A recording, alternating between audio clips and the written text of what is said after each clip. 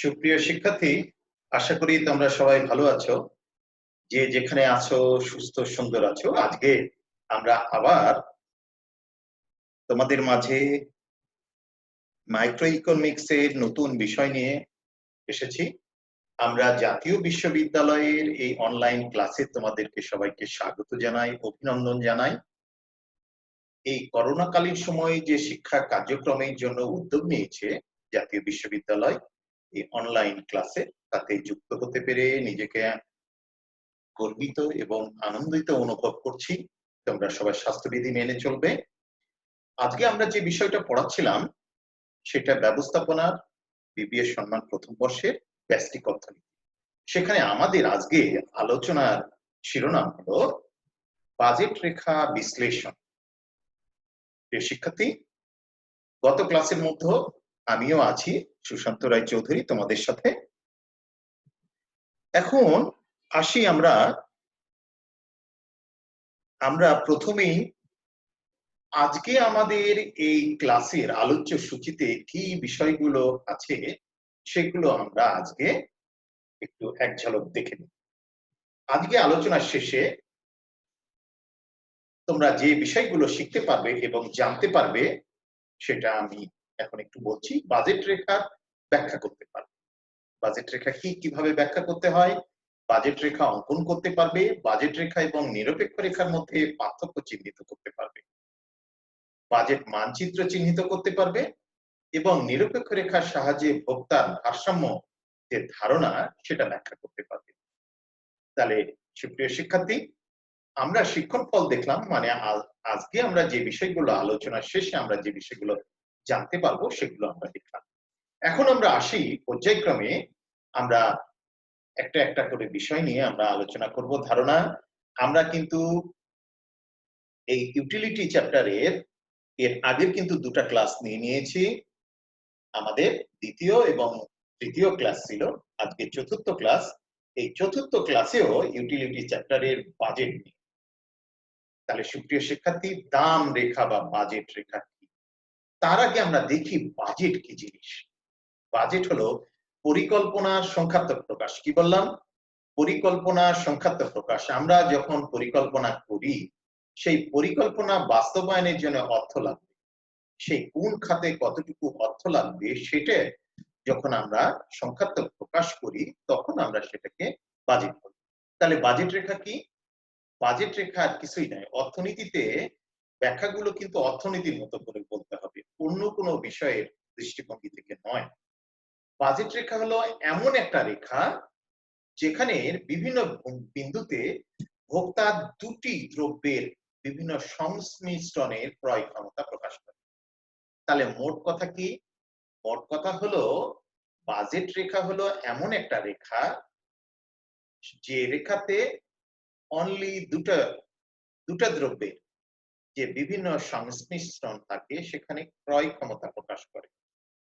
সুপ্রিয় শিক্ষার্থী, বিষয়টা আবার বলি, তুমি ভালো করে শোনো।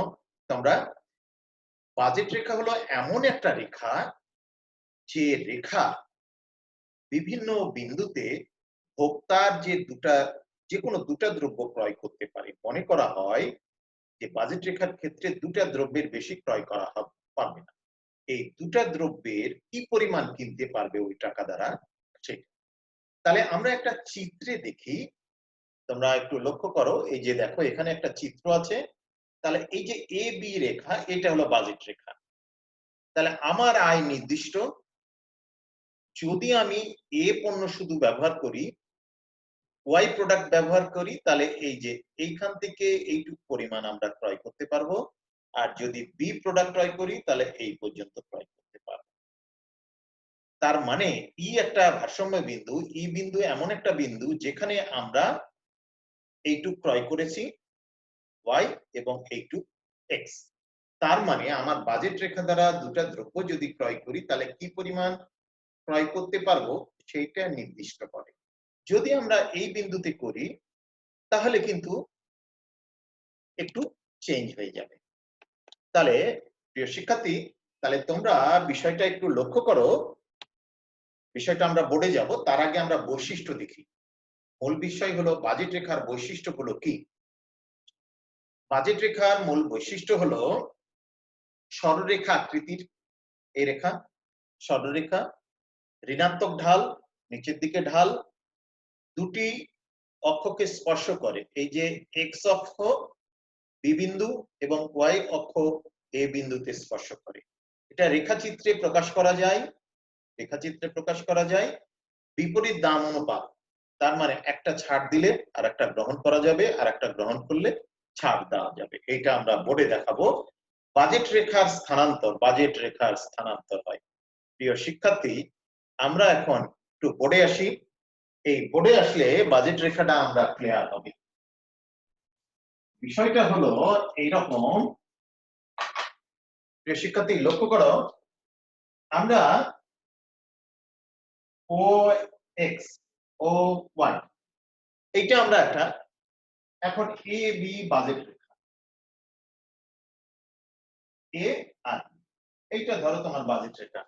তোমরা মেসে থাকো, হোস্টেলে থাকো, তোমাদের মাসে একটা টাকা বরাদ্দ আছে, একটা নির্দিষ্ট টাকা দেয় অধিকাংশই, তাহলে সেইটা হলো বাজেট রেখা, এই পরিমাণ।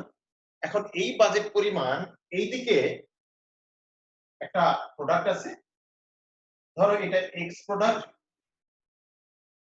এক্স দ্রব্য, আর একটা ওয়াই দ্রব্য। এই হলো ব্যাপার। এখন ব্যাপারটা হলো যদি খালি এক্স কেনো তাহলে এই টাকা দিয়ে এই যে এ থেকে জিরো এই পরিমাণ এ পাবে, তাহলে অন্য কোনো প্রোডাক্ট নেওয়া যাবে না। আর যদি বি নাও তাহলে এই পয়েন্টে যদি নাও তাহলে শুধু বি প্রোডাক্ট নেওয়া যাবে, অন্য কোনো প্রোডাক্ট তুমি ক্রয় করতে পারবে না। মানুষ তো আমরা একাধিক প্রোডাক্ট গ্রহণ করে থাকি।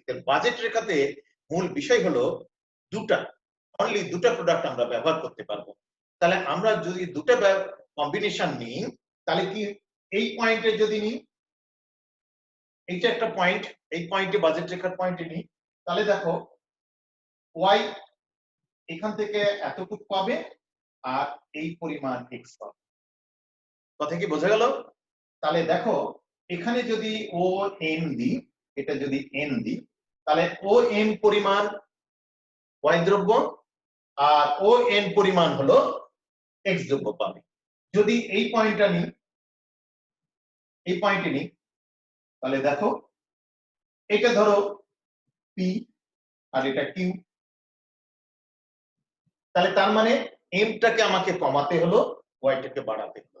দুটো পণ্য যদি ব্যবহার করি, আমার তো টাকা নির্দিষ্ট আছে, বাজেট নির্দিষ্ট, তাহলে ওয়াই এর ব্যবহার কমাতে হবে এবং এক্স এর ব্যবহার বাড়াতে হবে। তাহলে কি হলো, ও পি পরিমাণ হলো তোমার ওয়াই দ্রব্য আর ও কিউ পরিমাণ হলো কি হলো এক্স দ্রব্য নিতে পারবে। তাহলে মূল বিষয়টা হলো, তাহলে একটা ছাড় দিলে এইভাবে এইরকম, তাহলে একটা যদি আমি ওয়াই কমাই তাহলে এক্স বাড়াতে পারবো, এক্স কমালে ওয়াই বাড়াতে পারবো। ক্লিয়ার? এখন ব্যাপারটা হলো এই যে দুই বিন্দুতে স্পর্শ করেছে, তাহলে এইরকম কম্বিনেশন, এই রেখাটাই হলো বাজেট রেখা। তাহলে এমন একটা রেখা যে রেখার বিভিন্ন বিন্দুতে, এই বিন্দুতে কি হয়েছে, এই বিন্দুতে ওয়াই এবং এক্স এর সংমিশ্রণ প্রকাশ পেয়েছে, এই বিন্দুতে দুটা দ্রব্যের সংমিশ্রণ মিক্সিং, এটাতেও দুটা মিক্সিং প্রকাশ করছে। এখন যাই যেটা ব্যবহার করে, ঠিক আছে, সেই মোতাবেক এটা ব্যবহৃত হয়েছে। তাহলে প্রিয় শিক্ষার্থী, বাজেট রেখাটা বোঝা গেল। এখন বাজেট রেখার যে বৈশিষ্ট্য ছিল, সেই বৈশিষ্ট্যগুলোতে আমরা আসবো। যেরকম বৈশিষ্ট্য ছিল যে ঋণাত্মক ঢাল, তাহলে এদিকে ঋণাত্মক আস্তে আস্তে নিচের দিকে নেমে আসছে, সরলরেখা আকৃতির দুই অক্ষকে স্পর্শ করছে, রেখাচিত্র বিপরীত দাম অনুপাত, তার মানে একটা ছাড় দিতে গেলে আর একটা কমালে গা আর একটা বাড়াতে পারবো, তাছাড়া আমরা বাড়াতে পারবো না। বাজেট রেখার স্থানান্তর, যদি ইনকাম বেড়ে যায় তাহলে বাজেট রেখার স্থানান্তর হয়ে যাবে এরকম, যদি আয় বেড়ে যায় তাহলে বাজেট রেখা আর একটু বেড়ে গেল, যদি কমে যায় তাহলে কমে গেল। ক্লিয়ার? তাহলে আমরা আসি পরবর্তীতে পরের স্লাইডে। তাহলে কনস্ট্রাক্ট অফ বাজেট লাইন, তাহলে বাজেট লাইন আমরা তৈরি করব কি করে, মানে একটা বাজেট রেখা অঙ্কন করব কি করে। তাহলে দেখো এখানে একটা টেবিল দেওয়া আছে, এরকম টেবিল তোমরা বানিয়ে নিতে পারো ইচ্ছা মতো। তাহলে তোমার বাজেট হলো 100 টাকা, যদি 100 টাকা দিয়ে যদি কোনো এক্স প্রোডাক্ট 0 ওয়াই 10 ইউনিট নিতে পারো, তাহলে এ বিন্দু, তাহলে ওয়াই সর্বোচ্চ 10 ইউনিট নিতে পারো।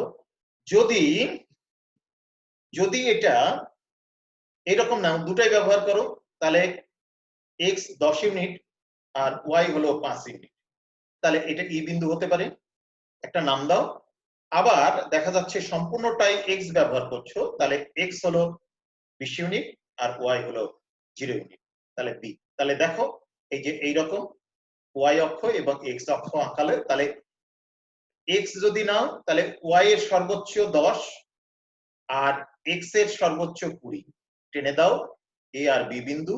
আর ই বিন্দুতে ছিল কি, ওয়াই হলো 5, ওয়াই হলো 5 আর হলো এক্স হলো 10, তাহলে এখান থেকে টান এখান থেকে টান, তাহলে এ বি রেখাটা হলো বাজেট লাইন।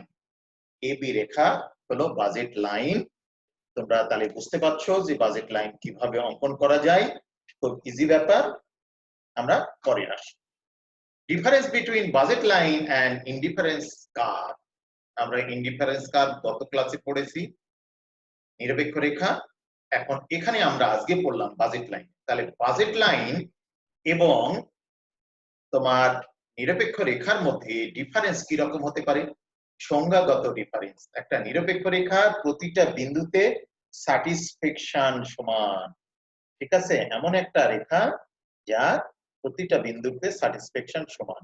আর বাজেট রেখাটা কি হলো? বাজেট রেখা এমন একটা রেখা যে রেখাতে দুটি বিন্দু ওর কম্বিনেশন প্রকাশ পায়, কিন্তু স্যাটিসফ্যাকশন সমান নাও হতে পারে বাজেট রেখা। তাহলে সংজ্ঞাগত পার্থক্য হতে পারে রেখাচিত্রের, এই যে রেখাচিত্রের পার্থক্য তৃপ্তি এবং আয়। এখানে তৃপ্তি বোঝায় আর এখানে আয়। বাজেট রেখা দ্বারা আয় বোঝায় আর নিরপেক্ষ রেখা দ্বারা তৃপ্তি বোঝায়। অক্ষ, এটাতে অক্ষ স্পর্শ করে দুটা, এটাতে কিন্তু কোনো অক্ষই এক্স বা ওয়াই অক্ষকে স্পর্শ করে না। ছেদ, এটা ছেদ করে না, এটা ছেদ করতে পারে। ঢালের প্রকৃতি, এইটা ঢাল সরলরেখা আকৃতির ঋণাত্মক, এটা উপর দিকে ঢাল বেশি, নিচের দিকে আস্তে আস্তে আসে। স্তর, বাজেট রেখা স্তর চেঞ্জ হতে পারে, ঠিক আছে, কিন্তু এটাতে স্তর হলো স্যাটিসফ্যাকশন স্তরই চেঞ্জ হয়ে যাবে। নিরপেক্ষ রেখা যদি চেঞ্জ হয় তাহলে স্যাটিসফ্যাকশন স্তরই। এইভাবে আমরা আরো অনেক পার্থক্য বানাতে পারি, তোমরা এটা তৈরি করে নিও। বাজেট ম্যাপ, প্রিয় শিক্ষার্থী, বাজেট ম্যাপ কি? তাহলে বাজেট রেখা আমরা জানি, এই যে দেখো চিত্রে যতটা রেখা ততটা হলো বাজেট রেখা। তাহলে বাজেট রেখা থেকে আমরা বাজেট ম্যাপ, যদি কোনো চিত্রে একাধিক বাজেট রেখা থাকে তাহলে সেটা হলো বাজেট ম্যাপ। তাহলে বাজেট ম্যাপ আলাদা কিছু নয়, বাজেট ম্যাপ হলো মূলত হলো যদি আমরা একটা একাধিক রেখা থাকে, বাজেট রেখা, কোন চিত্রে যদি একাধিক বাজেট রেখা থাকে তাহলে সেটাকে আমরা বাজেট ম্যাপ বা বাজেট মানচিত্র বলবো। তাহলে দেখো বাজেট রেখার এই যে এটাও একটা বাজেট রেখা, বাজেট মানচিত্র, এইটাও একটা বাজেট মানচিত্র, কিন্তু দুটার নেচার বা প্রকৃতিগত ডিফারেন্স আছে।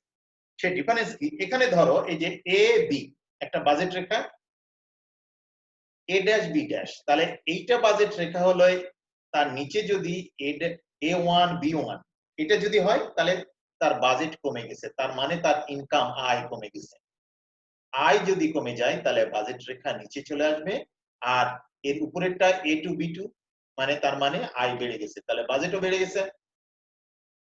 তাহলে এখানে হয়েছে কি, ওয়াই অক্ষ এবং এক্স অক্ষ দুটাই চেঞ্জ হয়েছে, দুই দ্রব্যেরই বেড়েছে।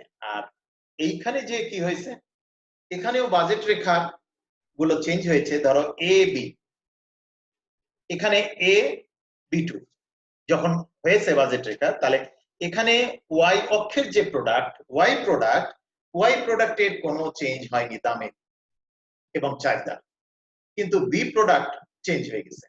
দামের কারণে হোক বা অন্য কোনো কারণে হোক, দামের কারণে এর ভোগ কমে গেছে, তাহলে এটা কমে আসছে।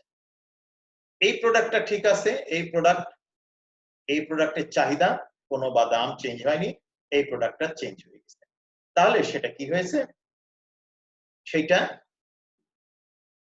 এই প্রোডাক্টের চাহিদা বেড়েছে, এই প্রোডাক্টের বাড়েনি।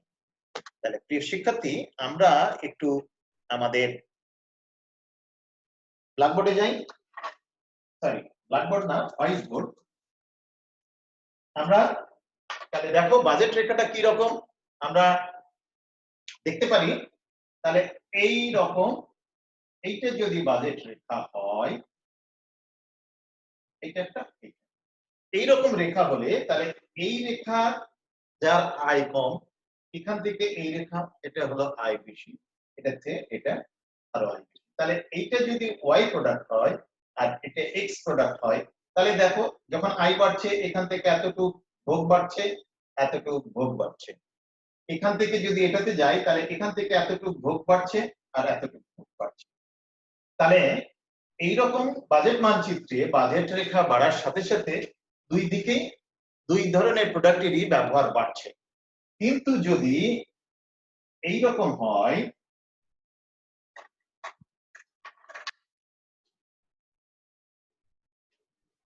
এইরকম যদি হয়,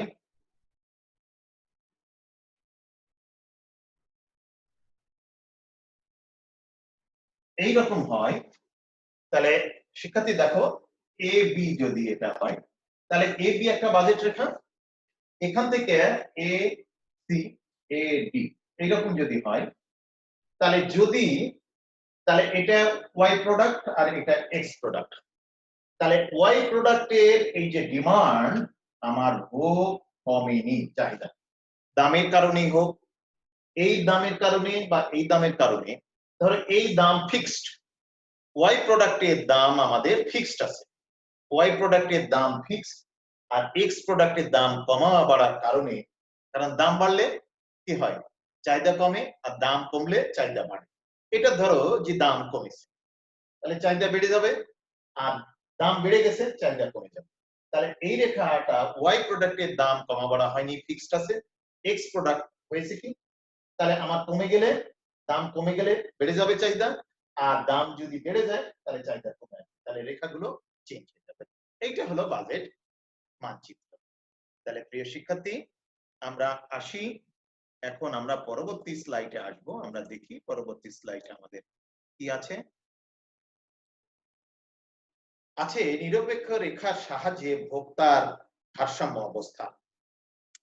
নিরপেক্ষ রেখার সাহায্যে ভোক্তার ভারসাম্য অবস্থা কিভাবে নির্ধারিত হয় সেটা আমরা এখন আলোচনা করব।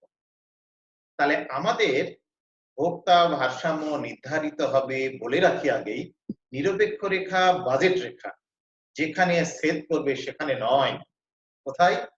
যেখানে স্পর্শ করবে, যে বিন্দুতে নিরপেক্ষ রেখা এবং বাজেট রেখা স্পর্শ করবে, ছেদ নয়, করবে, সেখানে হলো ভারসাম্য নির্ধারিত হবে।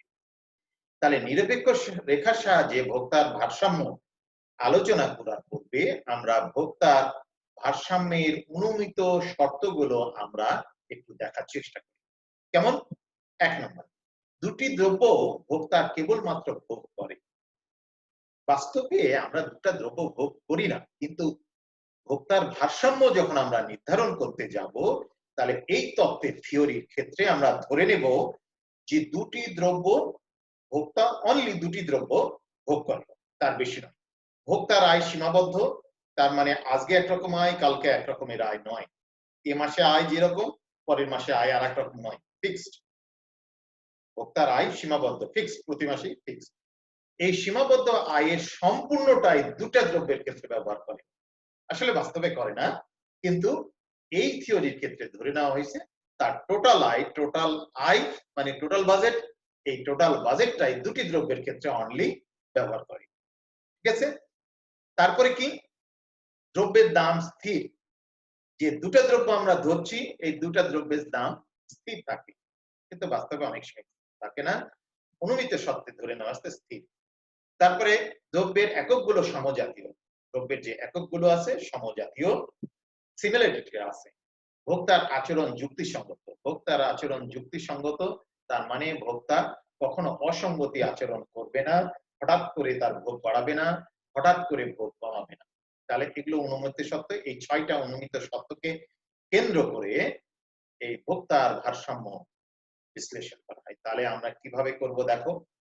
এখন আমাদের এখানে যে দেখো এখানে যে স্ক্রিনে যে ছবিটা আছে, চিত্রটা আছে, এই যে দেখো একটা নিরপেক্ষ রেখা, এইটা একটা নিরপেক্ষ রেখা, এইটা তিনটা নিরপেক্ষ রেখা। তাহলে নিরপেক্ষ রেখা আমরা কি বলেছিলাম?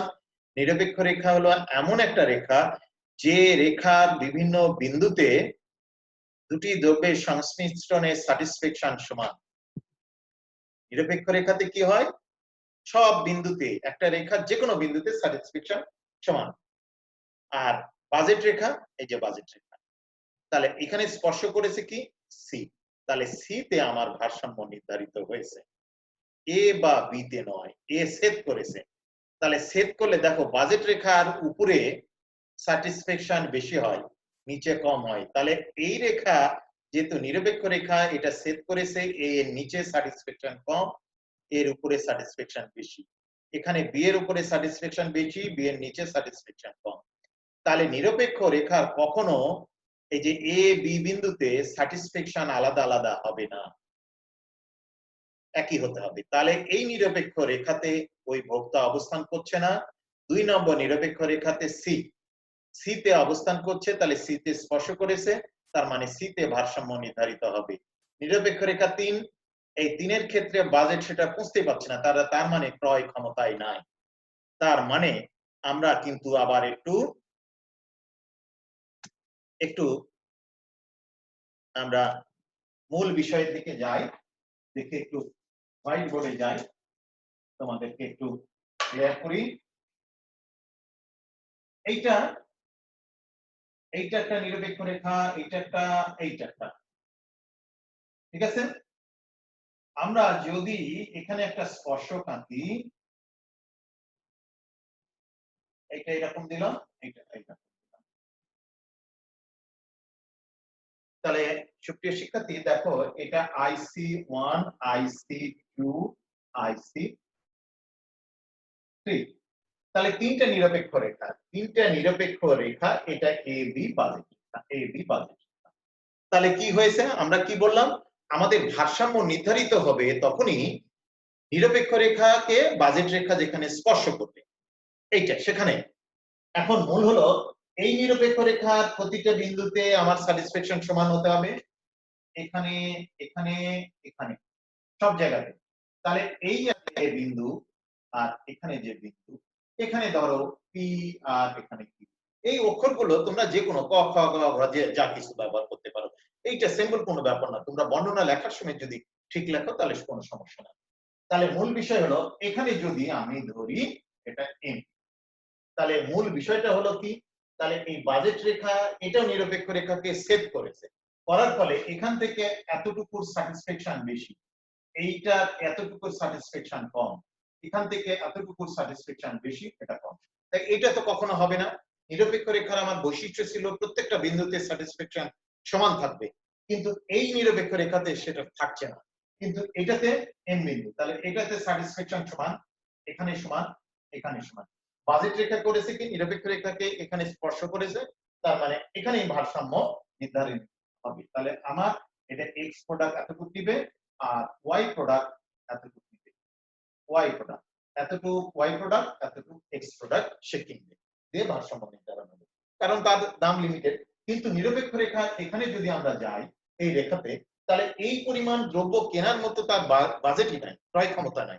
তার মানে তার ইনকাম বাড়াতে হবে, বাড়লে গা সেইটা এই রেখাকে স্পর্শ করবে, কারণ গ্যাপ আছে। তাহলে তার মানে হলো আমাদের নিরপেক্ষ রেখা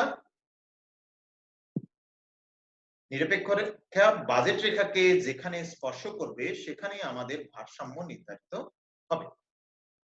তাহলে আমরা নিরপেক্ষ রেখার সাহায্যে ভারসাম্য নির্ধারণের প্রক্রিয়াগুলো আমরা বুঝলাম।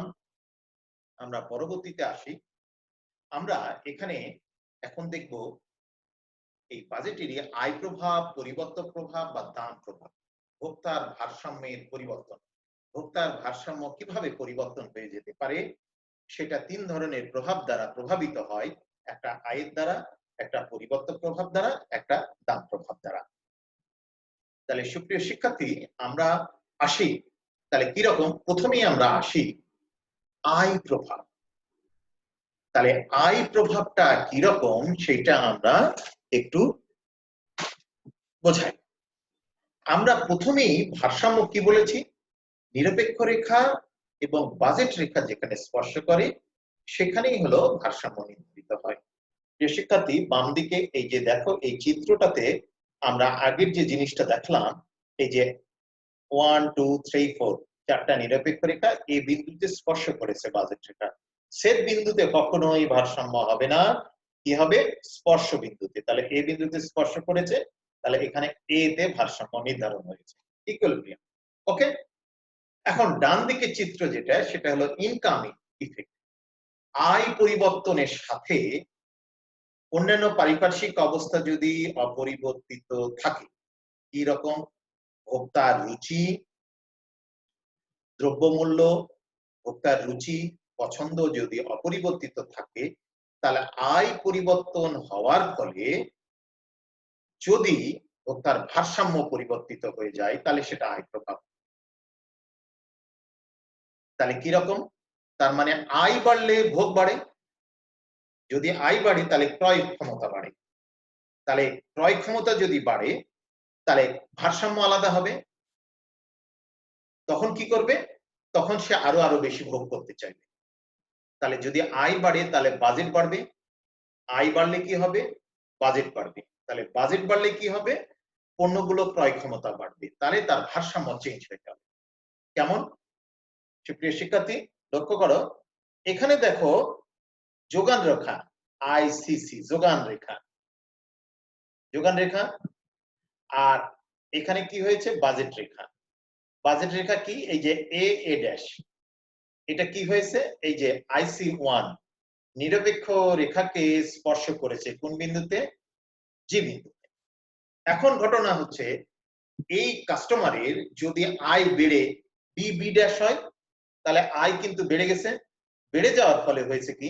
সে নতুন নিরপেক্ষ রেখাকে স্পর্শ করেছে, কিরকম? এফ বিন্দুতে। তাহলে এফ বিন্দুতে স্পর্শ করলে তাহলে এখানে ভারসাম্য নির্ধারিত হয়েছে। আর যদি তারপরে আরো আয় বেড়ে যায় তাহলে সি সি ড্যাশ, তাহলে এইচ বিন্দুতে ভারসাম্য নির্ধারণ হয়েছে। তাহলে সুপ্রিয় শিক্ষার্থী, যেটা আমরা বলছিলাম, এই যে এই নিরপেক্ষ রেখাকে আমরা স্পর্শ করতে গেলে আয় বাড়াতে হবে। তাহলে এইটা হলো ইনকাম ইফেক্ট। ইনকামের, আয়ের প্রভাবে, আয় বাড়া বা কমার প্রভাবে যদি আমাদের ভারসাম্যগুলো চেঞ্জ হয়ে যায়, তার মানে চেঞ্জ হয়ে গেলে তাহলে নতুন ভারসাম্য সৃষ্টি হয়। আয় যখন বাড়ে তখন আমাদের কি হয়? আমাদের ক্রয় ক্ষমতা বেড়ে যায়। ক্রয় ক্ষমতা বেড়ে গেলে তখন চাহিদাও বেড়ে যায়। চাহিদা বেড়ে যাওয়ার ফলে আমাদের হয় কি? নতুন ভারসাম্য সৃষ্টি হয়। তোমরা মিশে আসো, একটা জীবনযাপন লিড করো, আমরাও ছিলাম ছাত্র লাইফে, এখন চাকরি বাকরি করছি। তখন কি হয়? এখন আর্নিং বেড়েছে। এখন বাজারে দেখো, বাজারে যে শিক্ষার্থীরা আছো, বাজারে গেলে তোমরা যখন মেসে থাকো, অনেকে মেসে আছে যারা বাসাতে নাই, বাজারে গেলে তারা তুলনামূলক কম দামের সবজি, কম দামের মাছ দেখবে, যে চিংড়ি, মাংস, তোমরা হয়তো সপ্তাহে 3 মাংস খাও, কিন্তু দেখা যাচ্ছে যাদের আর্নিং ভালো তারা একাধিক দিন খেতে পারবে। তোমরা বাজারে, মাছের বাজারে যে দেখবে বড় বড় মাছ বিক্রি হচ্ছে, অনেকেই কিনছে দাম দাম না করে। আবার আমরা যারা স্বল্প আয়ের মানুষ তারা দাম দাম করে আমাদের সীমার মধ্যে কেনার চেষ্টা করি। তাহলে ওখানেই ভারসাম্য সব জায়গাতেই। তুমি ইলিশ মাছ খাচ্ছ, সেখানেও ভারসাম্য, যারা কিনছে, যারা চিতল কিনছে, যারা চিংড়ি কিনছে, আবার যারা সিলভার কাপ কিনছে, তেলাপিয়া কিনছে, শিং কিনছে, সব জায়গাতে কিনছে। তাহলে দামি স্তর তোমার বাজেটের উপর নির্ভর করছে ভারসাম্য। তাহলে আয়, তোমার আয় বেড়ে গেলেই কিন্তু দেখা যাবে তখন ক্রয় ক্ষমতা বাড়বে, ভারসাম্য চেঞ্জ হয়ে যাবে। এটা হলো আয় প্রভাবের কারণে হয়। ক্লিয়ার? তাহলে আয় বাড়ার ফলে পরে বাজেট বাড়ছে। দেখো আমাদের জি এফ এইচ, তাহলে এই ভারসাম্য বিন্দুগুলো হচ্ছে। হঠাৎ করে করোনার কারণে যদি কেউ যদি এইচে ছিল, আয় কমে গেছে, তাহলে এই বিন্দুতে ভারসাম্য নির্ধারণ করতে হবে, তাছাড়া উপায় নাই, তারা বাজেট কভার হবে না। প্রিয় শিক্ষার্থী, তাহলে আমরা এখন পরেরটাতে আসি। আয় প্রভাব গেল, তাহলে পরিবর্তক প্রভাব। পরিবর্তক প্রভাবটা কি? পরিবর্তক প্রভাব হলো আর কিছুই নয়, একটা দ্রব্যের পরিবর্তনের ফলে, দামের পরিবর্তনের বা কোনো কারণে পরিবর্তনের ফলে অন্য দ্রব্যের কি চেঞ্জ হয়। তাহলে আমার বাজেট বাড়েনি, আমার বাজেট বাড়েনি, আয়ও বাড়েনি, কিন্তু কোন দ্রব্যের দাম বেড়ে গেছে বা কমে গেছে, ফলে হয়েছে কি ওই দ্রব্যের ভোগ কমা বা বাড়ার দ্বারা অন্য দ্রব্য কম্বিনেশন করতে হবে।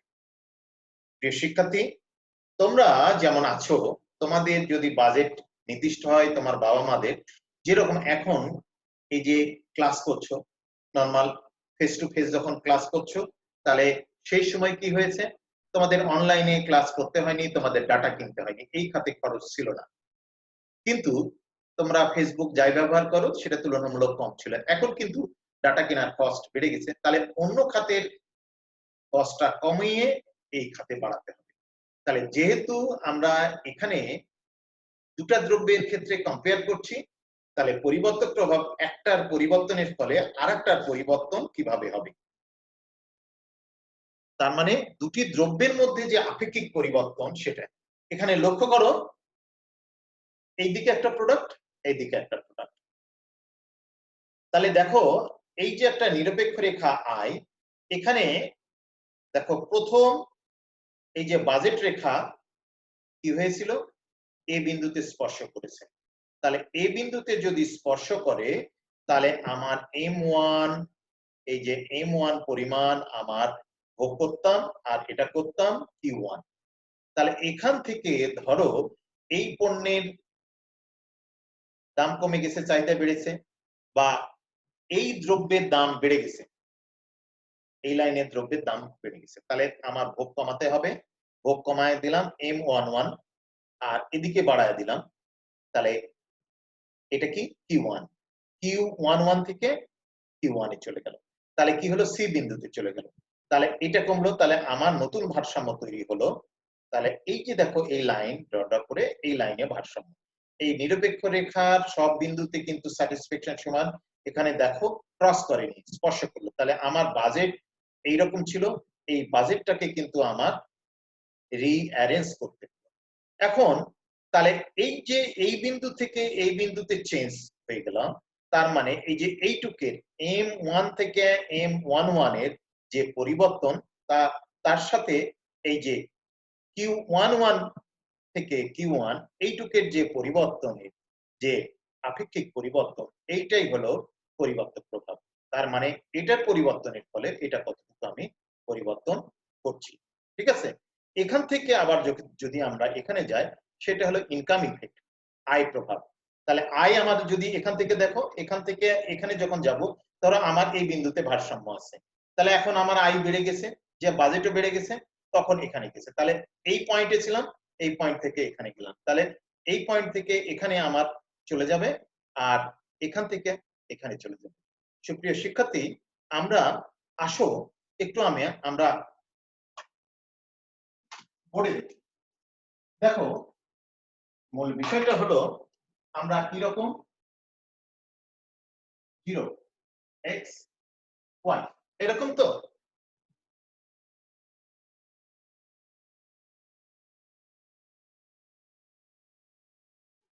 এরকম আইসি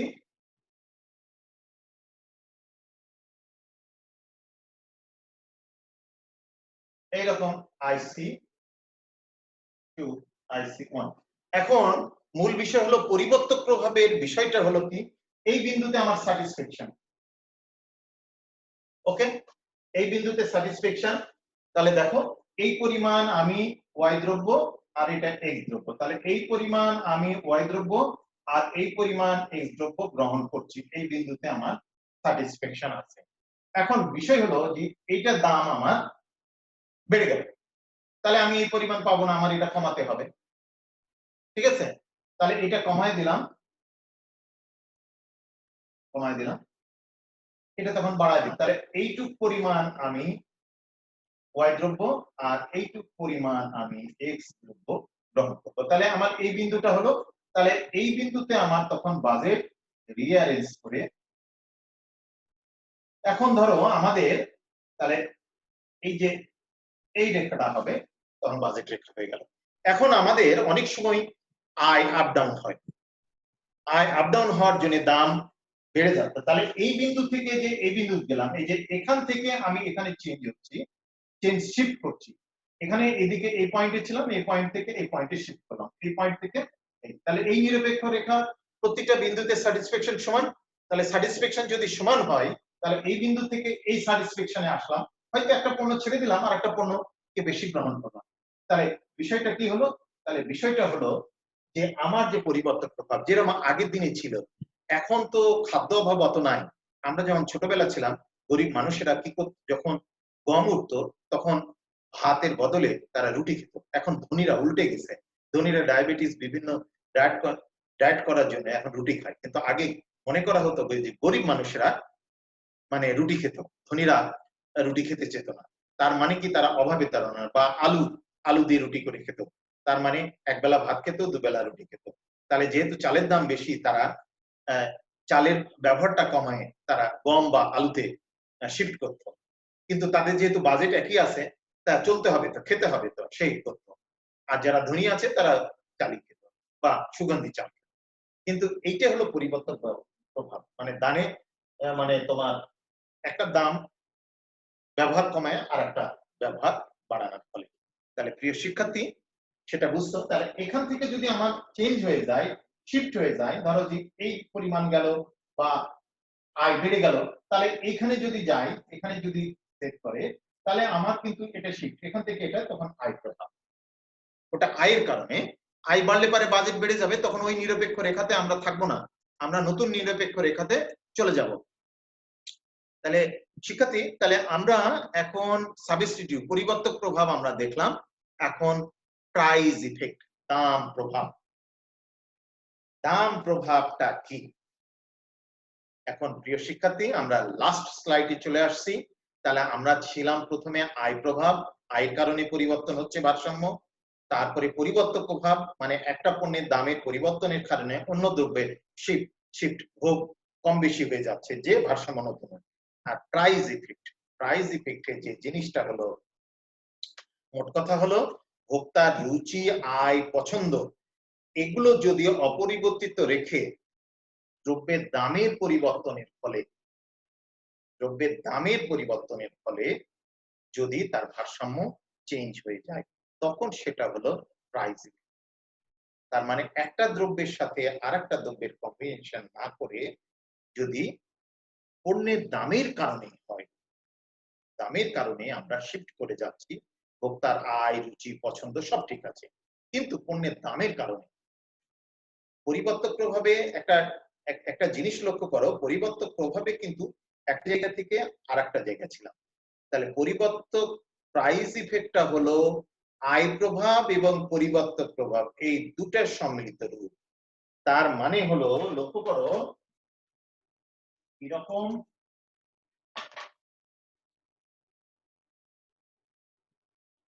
প্রাইস ইফেক্ট,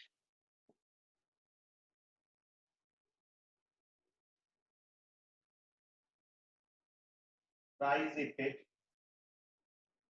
ইফেক্ট সমান সমান প্রাইস ইফেক্ট, মানে তার মানে দাম প্রভাব সমান সমান আয় প্রভাব, আয় প্রভাব প্রভাব যোগ পরিবর্তক প্রভাব, বর্তক প্রভাব প্রভাব। এই প্রাইস ইফেক্টকে আবার টোটাল ইফেক্টও বলা হয়, টোটাল প্রভাব। তাহলে প্রাইস ইফেক্টটা সমান সমান আয় প্রভাব এবং পরিবর্তক প্রভাব। তোমরা দেখো লক্ষ্য করো, তাহলে দেখো এদিকে যে এক্স প্রোডাক্ট ওয়াই প্রোডাক্ট, তাহলে এই যে এ বি একটা বাজেট রেখা, এই রেখাকে স্পর্শ করেছিল পি বিন্দুতে আইসি রেখা নিরপেক্ষ রেখা, তাহলে পি বিন্দুতে ভারসাম্য নির্ধারণ হয়েছিল। তাহলে তখন কি করত, ও এন পরিমাণ ওয়াই দ্রব্য ভোগ করত আর ও এম পরিমাণ কি করত, তাহলে এক্স দ্রব্য। এখন দেখো কোন কারণে প্রাইস দামের পরিবর্তনের ফলে কি হয়েছে, এই যে আরেকটা নিরপেক্ষ রেখা, এই যে বাজেট রেখা, ধরো এখানে এ দ্রব্যের কোনো দামের পরিবর্তন হয়নি, কিন্তু ওয়াই দ্রব্যের দামের পরিবর্তন এক্স দ্রব্যের হয়ে গেছে। তার মানে এখানে কি হয়েছে, ওয়াই দ্রব্য কোনো পরিবর্তন হয়নি, এতে ফিক্স, কিন্তু এক্স দ্রব্যের দামের পরিবর্তন হয়ে গেছে। তাহলে দাম কমে গেছে, তাহলে কে ক্রয় ক্ষমতা বেড়েছে। তাহলে এই যে দেখো এ সি নতুন বাজেট রেখা তৈরি হয়েছে, মানে এটা এদিকে সরে আসছে, তাহলে নতুন নিরপেক্ষ রেখাকে স্পর্শ করেছে কত, কিউ বিন্দুতে, তাহলে কিউ বিন্দুতে করলে পারে এখানে ও এন ওয়ান এই পরিমাণ ওয়াই দ্রব্য আর ও এম ওয়ান, তাহলে দেখো এটা কমার জন্য ভোগ বেড়ে গেছে, তাহলে এই পরিমাণ। এটা অল্প সামান্য পরিবর্তনে করে এটা কিন্তু আরো এখান থেকে যে পরিবর্তন করে ওয়াই তে এক্স এ শিফট করেছে সেখানে আরো বেশি, তাহলে এখানে একটা নিরপেক্ষ রেখা হয়েছে। ধরো আরো এক্স এর দাম কমে গেছে, কমে যাওয়ার ফলে তখন হয়েছে কি আরো নিরপেক্ষ রেখা, তাহলে এই বাজেট এ ডি তখন এই যে আর বিন্দুতে স্পর্শ করেছে, করলে পারে এখানেও একটা ভারসাম্য বিন্দু তৈরি হয়েছে। তাহলে ভারসাম্য বিন্দু কোথায় কোথায় হলো, তাহলে তখন হয়েছে কি ও এন টু পরিমাণ হলো ওয়াই দ্রব্য আর ও এম টু পরিমাণ হলো আর দ্রব্য হয়েছে। তাহলে এই যে পি কিউ আর এটা যদি যখন আমরা যোগ করছি তখন পিসিসি রেখা তৈরি হয়েছে, এটাকে বলা হয় ভোগ দাম ভোগ রেখা। দাম ভোগ রেখা এই যে এইটা একটা দেখো নতুন নিরপেক্ষ রেখা তৈরি হয়েছে। তাহলে এই রেখার পি কিউ আর বিন্দুতে স্যাটিসফ্যাকশন সমান পিসিসি একটা দাম ভোগ রেখা। তাহলে ব্যাপারটা হলো কি, তাহলে ওয়াই এর প্রাইস কোনো চেঞ্জ হয়নি, এক্স এর প্রাইসে চেঞ্জ হওয়ার কারণে আমাদের ভোগ কিন্তু ক্রমাগত বেড়ে যাচ্ছে। এই যে প্রথমে এম ছিল, এম ওয়ান গেছে, এম টু গেছে, তাহলে এই যে ভারসাম্য নতুন নতুন নিরপেক্ষ রেখাকে স্পর্শ করেছে পি কিউ আর, আর পি কিউ আর রেখা যখন আমরা যোগ করে দিয়েছি তখন পিসিসি দাম ভোগ রেখা তৈরি হয়েছে। এই হলো আমাদের আজকের আলোচ্য বিষয় ছিল।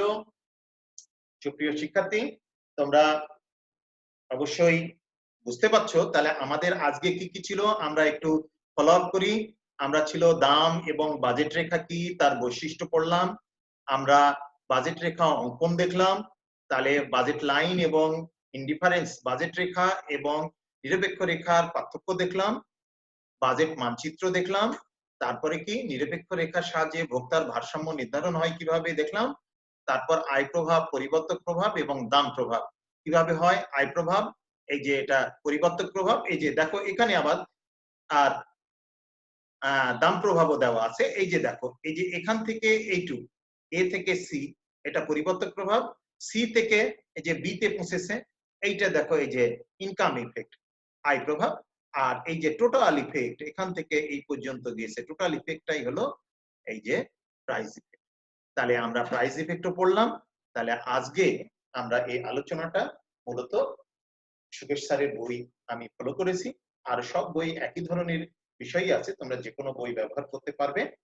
তবে আমরা আজকে ক্লাসের শেষ প্রান্তে চলে আসছি, তোমরা সুস্থ সুন্দর স্বাভাবিক থাকো, ভালো থাকো। আমরা সামনের দিনে আমরা আরো নতুন চ্যাপ্টার, আমরা নিরপেক্ষ রেখার যে উপযোগ চ্যাপ্টার ছিল সেই উপযোগ চ্যাপ্টারের আমরা 3টি ক্লাস নিয়েছি এবং শেষ করেছি। সামনে পরবর্তী চ্যাপ্টারে আমরা আসবো এবং আলোচনা করব। তোমরা ভালো সুস্থ সুন্দর স্বাভাবিক থাকো এই প্রত্যাশা করছি। আজকের মতো ক্লাস আমরা এখানেই আমি বিদায় নিচ্ছি, ক্লাসটা এখানেই শেষ করছি, সামনে ক্লাসে আবার তোমাদের সাথে দেখা হবে। ধন্যবাদ।